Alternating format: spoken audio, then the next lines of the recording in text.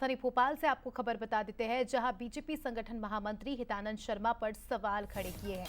किसने किए हैं ये भी बता देते हैं। नेता प्रतिपक्ष उमंग सिंघार ने सवाल उठाए हैं, कूनो में चीता छोड़ने के दौरान क्यों मौजूद थे शर्मा? सरकारी कार्यक्रम में मंत्री अधिकारी होते हैं, लगता है मोदी शाह ने अपने एक आदमी को बैठा दिया है। उमंग के बयान पर बीजेपी का पलटवार भी आया है। बीजेपी मीडिया प्रभारी आशीष अग्रवाल का पलटवार। उन्होंने कहा है कि इतनी बारीकी से कांग्रेस अपनी पार्टी पर नजर रखते तो बेहतर होता। उमंग सिंघार तो दिग्विजय को लेकर भी बोल चुके हैं। मंत्री मोहन यादव जी को के ऊपर भी एक लगता है मोदी और अमित शाह जी ने बिठा दिया हितानंद शर्मा जी को। ये कई बार मुख्यमंत्री के गृह पे बैठ के हुई उसमें भी दिखे, कई बार आपने भी मीडिया के माध्यम से भी सामने आई बातें। और अभी भी चीता जो छोड़ा गया उसमें मुख्यमंत्री जी के साथ ये हितानंद शर्मा जी दिख रहे हैं सामने। देखिए, इतनी बारीक नजर उमंग सिंगार, जीतू पटवारी अगर आपस में मिलके कांग्रेस के लिए रख लें तो ज्यादा बेहतर होगा। वैसे उमंग सिंगार और अन्य कांग्रेसी किस हैसियत से किसको बुलाते हैं, ये कई बार उन्हें जवाब देना पड़ता है और वो देते नहीं है। वैसे उमंग सिंगार को वो उनका अमर वाक्य भी याद हो जो उन्होंने दिग्विजय सिंह के लिए कहा था कि वो पर्दे से पीछे चलाने वाले सरकार के लिए माफिया हैं, रेत माफिया हैं, शराब माफिया हैं। तो ऐसे शब्दों से अपने ही नेताओं को अलंकृत करने वाले उमंग सिंगार भाजपा जैसे एक लोकतांत्रिक संगठन, एक विचार के प्रति समर्पित नेताओं को अगर कुछ कहते हैं तो ये हास्यास्पद ही है।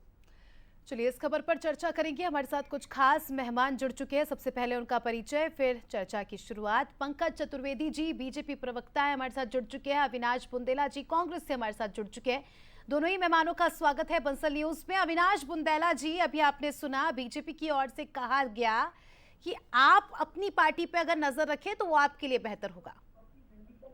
ये बड़ी अटपटी सी बात है कि जब भारतीय जनता पार्टी की अगर कोई गलती पकड़ी जाती सरकार की, अगर हम कोई सवाल खड़े करते हैं तो आप सीधी बात कहते हो कि आप अपने ऊपर ध्यान दो। तो मतलब फिर आप चाहते नहीं हो कि विपक्ष अपनी भूमिका निभाए।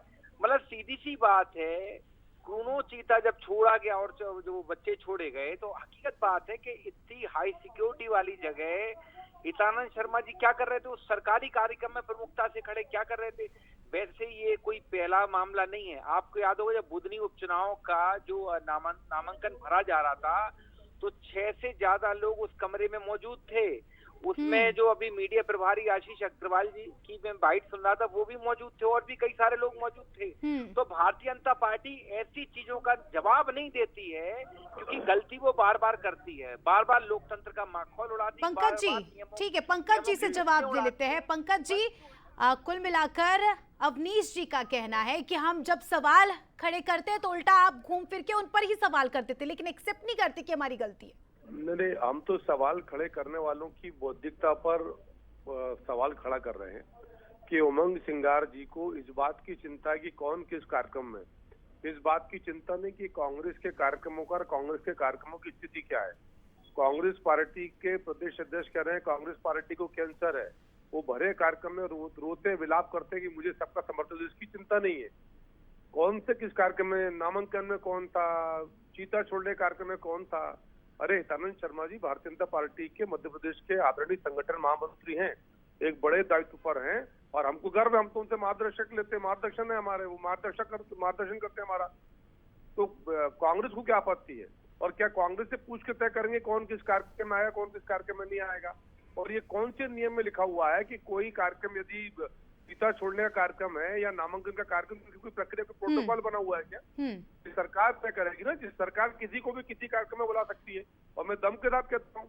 ठीक है पंकज जी, मुझे तो एक कहावत पता है कि अगर आप किसी पर भी एक उंगली उठाते हैं तो 4 उंगली आप पर भी आती है। हालांकि ये तो राजनीति है, यहाँ पर इस तरह की बयानबाजी चलती ही रहती है। शुक्रिया आप दोनों का ही जुड़ने के लिए और चर्चा में शामिल होने के लिए।